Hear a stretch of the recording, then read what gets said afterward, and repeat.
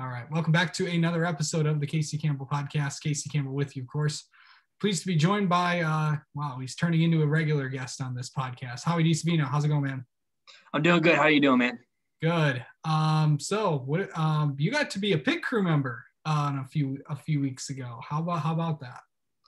Yeah, it was definitely an awesome experience. I've always wanted to go to Darlington, and I've never been there before. And when I got the opportunity to go as a crew member, I didn't realize how much work actually went into it. As a driver, it makes me appreciate all of the guys that are behind me and everyone that works so hard to get my car on the track so much more after experiencing, what it's like to push through tech and all that. Yeah. So, what was the experience like? And, you're going to a track and you're not going to be behind the wheel, but you're going to be, just doing, pit crew stuff. What'd you learn from that? I learned that there's a lot of patience, especially throughout tech. I mean, oh man, you had to have a lot of patience. We had to push the car. It was like a snake. We had to go back and forth. So it was, and I was the one steering. So, it was one of those things where, I really gathered information about, how to pass tech and how to, actually work the crew. Cause I was the guy that would roll the left rear tire to the jackman. So they told me, they're like, oh, don't mess it up because that's an important job. I said, all right. So there's a lot of stuff that you learn on how to become a pit crew member. And it was pretty awesome to be able to have the opportunity to go out there and do that. Do you feel any pressures like, being out and being a pit crew member and all that? It wasn't, there was a little bit of pressure, but I feel like I was a lot more relaxed than what I would have been behind the wheel. So, which a lot of us race car drivers, we're under a lot of pressure. Yeah. So when we do something easier like that, it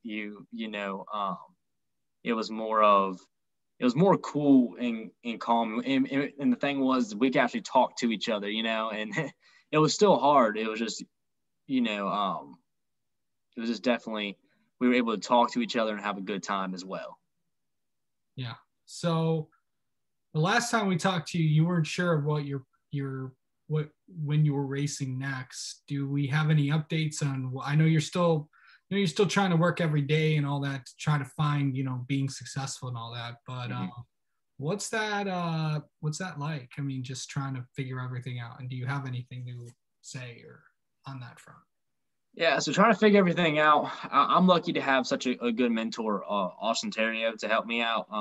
He definitely knows what he's doing. So it's definitely is a change from what I was doing about even 2 months ago when I was living back in Virginia. To where I would just be told, hey, yeah, we're going to wherever, and then so now it's more of like I'm asking Austin on the daily, hey, where are we going next? Where are we going now? I'm ready to be behind the truck again. Like where are we going next? We are looking more towards Nashville, but that's not a set in stone right now. But I did get approved for a mile and a half after Richmond, which was awesome. So I think that we're looking to do bigger tracks. Okay, so you just mentioned that you were approved for a mile and a half. So kind of go through for a lot of people that don't know, because it's been an interesting topic of conversation lately in the last few months. What do you have to do to get approved to to drive a mile and a half, to drive a short track, to do all these things? Yeah, so I mean, I was only approved for short track and trucks. So we went to Richmond, which is only I think 3/4 of a mile, and we also had our issues between, the wiring harness go out and then my power steering issue go out, but we still finished the race and we didn't get in the leader's way. We stayed out of everyone's way and we just ran our own race basically.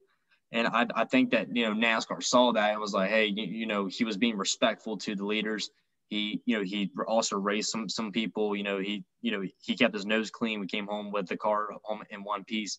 So I feel like that's why they gave me that approval rating to run a bigger track. But I can't go out and run Talladega, like as of right now, with my approval rating. Right. So, kind of looking at, you're coming. So North Carolina. So you're in North Carolina. You've been there for about a few months. I mean, you're not going to Dover this weekend. What do you got? What do you got planned? What are you doing This weekend? Yeah. Oh yeah, my sister is actually coming down to visit me for a little bit, so I think I might take her to a state park or whatnot and just have some fun, walk around, talk, hang out because I haven't seen her in forever. So it's gonna be a pretty good weekend. Last time we talked to you, you got a little fuzz under there. I like that. Yeah, for sure, man. Yeah, I had to change it up a little bit. Yeah. Okay, so for people that don't know, there's a lot of people that don't know a lot about you. So I figured let's get to know you a little bit. How about that? Okay. Ask me some questions. All righty. What is your all-time favorite track? That I've raced on, or just anything? That's tough. I really enjoy Phoenix. Phoenix to me is this. It's an eyeball. It's fun. Okay. Are you a morning person or night owl? Oh, morning person. Oh, I back when I lived in Virginia. Yeah. My dad and I would wake up at 4 a.m. and go to the gym. You still do that? Oh no, not anymore. I mean, I'll stay up late now, but I still wake up at at least 7 or usually 6 or 7. Yeah, that's typically when I get up and stuff. And you never know. Today there's been a lot of news today, so it's I mean, between the hours of 7 a.m. and 9 a.m., there was like 3-4 news stories and all that. So that was fun for sure. Favorite TV Netflix show? What do you like to watch? What do you like to watch, if anything? Honestly, I don't watch too much of TV, but whenever I do, I like to laugh a little bit. So I like Family Guy. What would you? Okay, so what's the destination place to go hang out if you were hanging out with friends? Where would you go? Destination place is honestly, I'm more of a homebody. I like staying out. I would prefer to be at someone's house. Okay. So either they come over here, I go over there, something like that. Yeah. What track what track have you always wanted to run on? Like if a track that you haven't ran on that you want to, what would that be? Bristol. I've always found that place just interesting, so I've always wanted to go there. Okay. So have you ran what was the running at Daytona like? Daytona is a different beast, showing up, and all I really ran was short tracks in Phoenix, and then showing up to Daytona, it was more of a way different racing. It's not like, I can outmotor someone. I can't really just, fly past someone. It was more of, we actually had to work together and try to get up front. But going there, it was a crazy experience. The pressure that you felt when you were in the corners, and when you were just basically when you're right behind someone, it looks like you're going to hit them, and then your car just slows down, and then their car pushes forward. It was definitely a very, very not forgettable experience. Yeah. Okay. So name 3 things people may not know about you. 3 things people may not know about me. That's a very good question. I don't even think I know 3 things that people don't know about me. Well, here's one thing. At every single racetrack, I wear my working boots or my nice boots. So I always show up to the racetrack in my boots that, like cowboy boots, like oh yeah, like ankle cowboy boots. Air yachts. Yeah, that's right. Air yachts. That's nice. So a lot of people don't know that I grew up on a farm, honestly. So that's kind of built into my system is to wear cowboy boots and wherever I go. Even though I live in an apartment complex, I wear my cowboy boots. Another thing about me. Oh man. You make this hard on me now. No, I had to make you think a little bit. Well, now I got to think about something that I don't know about myself.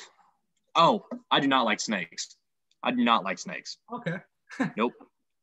Nope. Do not like them at all. I probably say, you know, between the other two things that I love just as much as racing is hunting and fishing. So those are my three facts that most people probably don't know about me. You kind of put 4 in there, but hey, you Okay, 4. hey, you did well. I mean, not too bad when you can think about things people may not know about you. It's definitely challenging to think about something.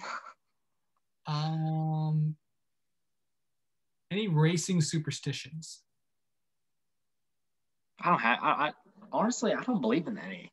I really don't. You know, I just.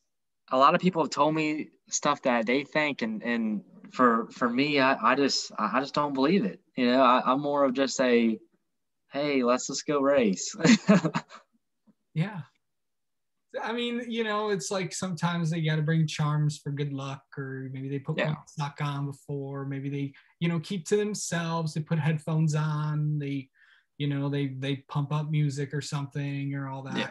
And everyone's, you know, everyone's so different, and that's just what makes this, just what makes everybody so interesting. So Yeah. I mean, the only thing that I can think of is, I mean, for the longest time, I ran really good in these one boxers that I had. And then I finally got, you know, screwed over. And my buddy was like, hey, man, I killed 4 deer of mine. I'm going to wash them up and give them to you to race. And I was like, hey, you know what? Let's try it out. So my next race, I'll be wearing Halloween boxers. But, but you know, we'll see. We'll see if it gives me luck. He killed $4 with his. So we'll see. yeah, that looks good. Well, you know, you never know if something works.